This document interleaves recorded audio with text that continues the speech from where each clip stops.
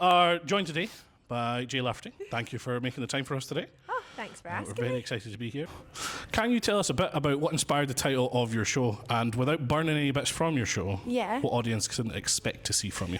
So I always name my Edinburgh Fringe shows after Scottish words, and this show is called Ooft. So it's Jay Lafferty Ooft, and it's all about Ooft moments, and it takes place on the last train home from Glasgow. Oh. So the Scottish people understand what that means, but it's a lot of fun explaining to visitors from outside of Scotland the debauchery of the last train out of Glasgow.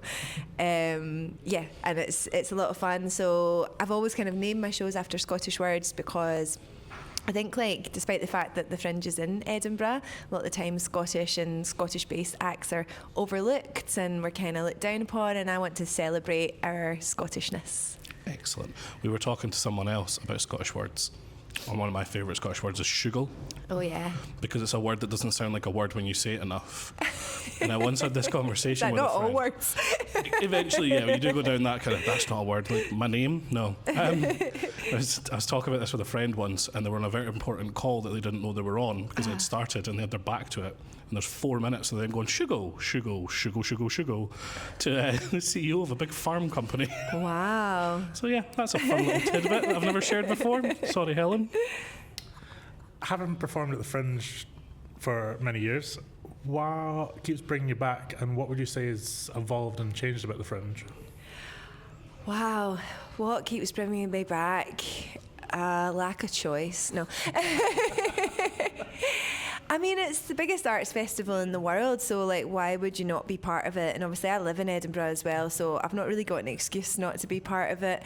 It's on my doorstep, and also it's just like, it's, you know, it's like our trade fair, so it's a comics trade fair, and it also gives you the opportunity. So like, obviously I'm a club and comic, I gig, 4 or 5 nights a week, I'm out and about and you're doing your club sets and things, and it just gives you the opportunity to push yourself and do things that you wouldn't normally do. So 2 years ago I did a show called Bahookie, which I learned to pole dance for, and I pole danced on stage while telling jokes, and in this show there's little sketchy bits that I come in and out of, and there's voiceover and just stuff that I would never do in clubs, but I get the opportunity over an hour to kind of stretch my legs and tell a story. So I guess that's what keeps bringing me back, the opportunity to grow. Brilliant. It's probably one of the best answers we've had for that. Oh, yeah. Yeah, we asked the same to Craig, and he's like, I'm already there. Craig Hill, it's like, I live in Edinburgh, I can't not go. It's got more innuendos. As soon as he runs out of innuendos for his titles, that'll be him. Exactly that. We did give him a couple to take for free as well. Oh, there you go. You've given him another few years. So what has been your biggest memory about performance? So it can be your best, worst, your favourite memory of the Fringe, whatever. Just what is something that comes to you straight away with that?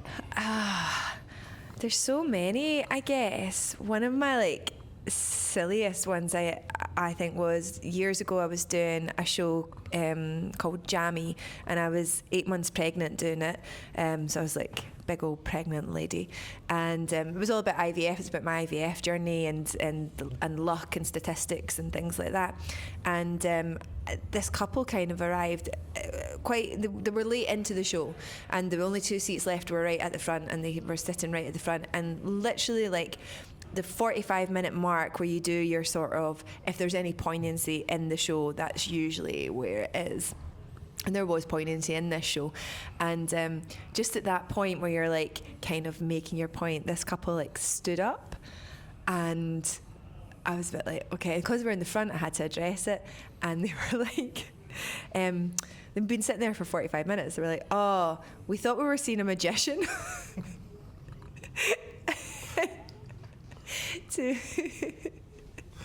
To which I said, I've never pulled a rabbit out of a hat, but I have pulled a hair out my arse, which is not my joke, which is a very old pub joke.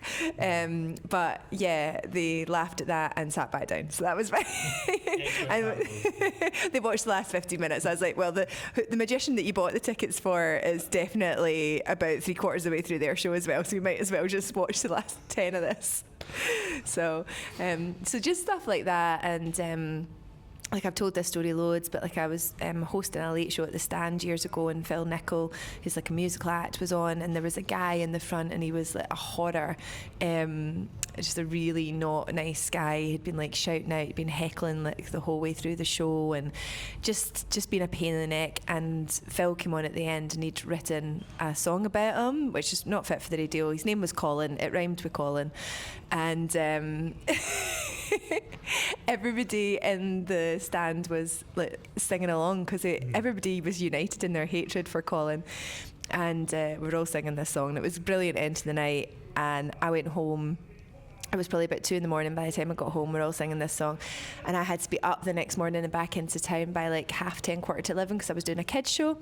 And as I got off the bus in town, there was a big bunch of lads who'd obviously not been home yet, and they were wandering back still singing this song, which was a proper Fringe moment. I was like, lads! They were like, yeah, Colin, and the words. That's fantastic. That's also one of my favourite things to do for any joke. If you're ever just sitting and you go, there's a joke in there somewhere, and someone laughs, they think you're funny, and you're like, nah, that's your own head making me laugh. That's my favourite thing. The Colin song would have undoubtedly been amazing. That's just like a free laugh, and I love it. Yeah. It's you being funny to you, but I'm getting the credit. So our last question. Yeah. Everyone I interview leaves a note for the next person. Okay. It's totally anonymous, so it could be a question, something you live by, or just something you like to say. Okay. The last person we spoke to said, keep reaching, keep looking, don't settle. Oh. It doesn't have to be so... Keep reaching, keep poignant. Looking, don't settle. But what's Wow, something nobody you'd like get to pass on? married if that was the case, would they? That's not good for relationships. Like, you're all right, but I'm going to keep looking, keep reaching. I'm not settling. So what's mine? Yes. Does it have to be a saying, or It can be a question, it can be a question? Well, I have a podcast called Joy Agenda, which I do with the fabulous Hannah Campbell, a 5-star Hannah Campbell. She got 5 stars today. Yeah, that's my girl. Debut ever, Me by Hannah Campbell.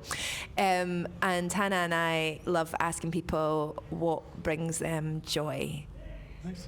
So, what brings this person joy? Thank you. That's awesome. I love that. I like a bit of positivity brought to the world. Yay. Excellent. Well, thank you for joining us today, giving us some time. Thank you. Thanks very Told much. you it was a nice quick one. Yeah, Not it gonna was, keep really.